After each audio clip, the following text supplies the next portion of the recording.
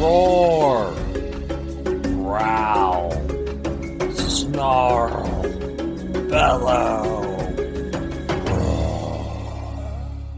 Welcome to Paleobites, the podcast that is your father's favorite paleontological comedy podcast show. My name is Matthew Dahl, and each week I, in a rotating series of guest co-hosts, talk about and rate a genus of prehistoric animal, be it dinosaur, mammal, arthropod, and so on. This week I'm joined by Alan Brooks in this bite-sized episode. How are you, buddy? I'm doing good. How are you? Pretty good. Pretty good. Yep. I was like, I just came back from a trip, and while the trip was very fun, I don't travel well, and I need to travel more so I can get used to not being in control all the time. But it was exhausting, and I'm still recovering. But I need this episode, so we're doing a bite-sized one, and it's about a Vader-shaped trilobite. Not trilobite. That'd be kind of cool. But no, it's a horseshoe crab. And plus, you and I like Star Wars. We have some, let's just say, very passionate discussions about Star Wars. Yeah, a little bit repetitive, but you have to say a horseshoe crab. The common misconception is that they never, ever evolve because they are perfect.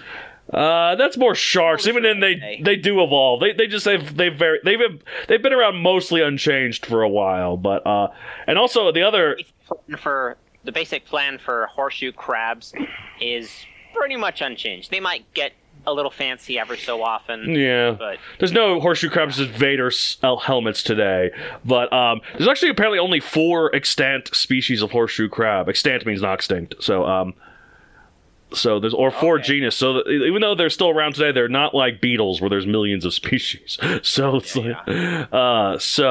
but for this one in particular, let's see. It means, so it's called Vaderlimulus. It literally means the horseshoe crab of Darth Vader. So because limulus is the standard genus for horseshoe crabs.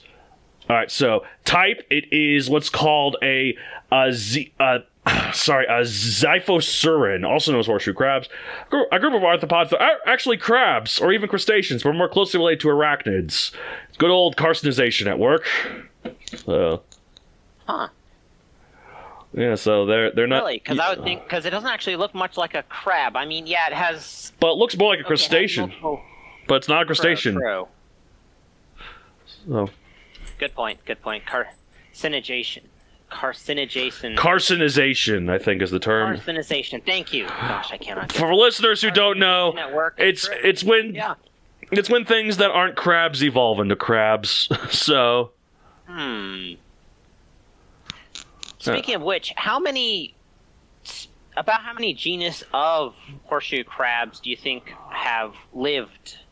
Oh, according to Wikipedia, there's hundreds. So there's a lot back then. There's just not a lot now. This one is very small though, size 4 inches / 10 centimeters long. Not very big, but of course size matters not. Whoops, wrong Star Wars character. Diet carnivore. Time Early Triassic, 245 million years ago. It's interesting. I was expecting something of the horseshoe crab's reputation to be a little older. Hang on. You said this thing was a carnivore? Yeah, horseshoe crab. I like how you completely missed my reference, but okay. Horseshoe crabs are carnivores. They eat little things, little prey. Oh, okay. So this is less of the what? Okay, so it's not a hunt. It's not a hunter. It's not like a. It's like scavenger, and also like getting the zooplankton. Yeah.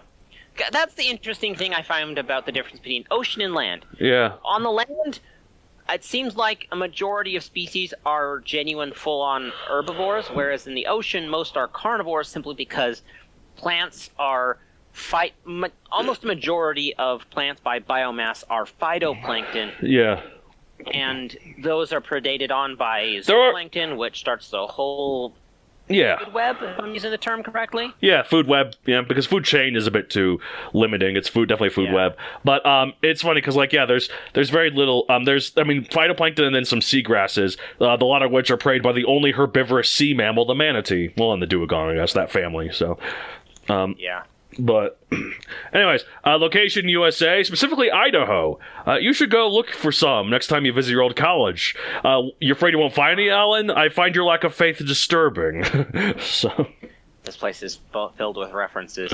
But that is really interesting. Now, it's a very small thing you described it as, and it's called this Vaderlimulus because it is not shaped like Vader's face mask. It's kind of shaped like the top of his face, yeah. Helmet, if you will. The top of his helmet. There is a difference. I know it is hard to tell, but the helmet is kind of the dome, and then the kind of wing-shaped things that expands around it. It's like, that's what it is shaped like. That Vader has, like, the part on his face, and then this part, like, remember in Revenge of the Sith, this is the part that, well, actually, no, the face, this is the part that comes on after his face mask comes on, because you see it come on like a hat.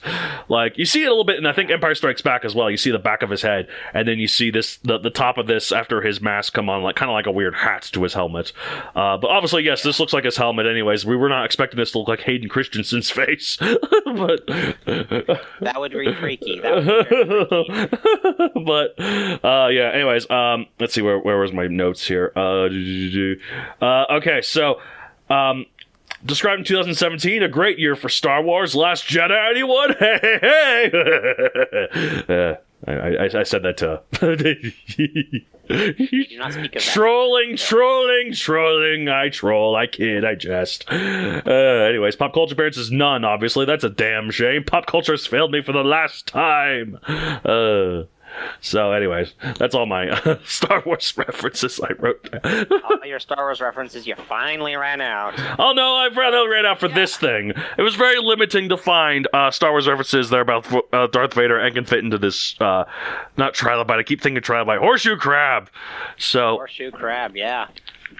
So, it's interesting. Idaho is an interesting place because that's, the thing with the West... You don't think oceans there. Well, not just oceans. It's not just oceans. Yeah. Like, that's the Pacific Northwest is very wet. How did fossils survive there? I mean, I know they could start there. The problem with wet soil, like particularly like rainforest soil, which I guess, I don't know if Idaho's in this, but Washington especially, the rainforest soil is very hard to fossilize stuff because it's so wet, it's very acidic, and not good for fossil preservation, which makes me sad because back in the Mesozoic, there were a lot of jungles. We all know this. So there was a lot of creatures living in those jungles that we'll never know about. So... but we got stuff like this. So, and this little Vader helmet thing. Anyways, what water was this thing living in when it was around? You describe it as a Triassic? Triassic, yeah, Triassic. It looks like it was mainly in ocean water, but it could venture in freshwater too. Apparently in this part of Western North America, both saltwater and freshwater meet, so like kind of brackish waters. So. Oh, interesting. So, sorry, I'm just trying to picture in my head the what is the big middle, like, Great Plains Ocean in the Oh, that's the western. That's the Western Interior Seaway. That's in the Cretaceous. So. Did they really name it Western Interior Sea? That seems so. Western Interior Seaway. I think. Seaway. I believe that's what it's called. Hold on, let me double check. Let's see, but yeah, Western Interior something. I don't know. Well, the Mosasaurus Ocean in Kansas. Yeah. Okay. Oh yeah. Okay. Now I'm seeing it. Yes. I do see Western Interior Seaway. Yes. Hit some parts of Idaho. In fact, one thing I need to mention about Idaho is that.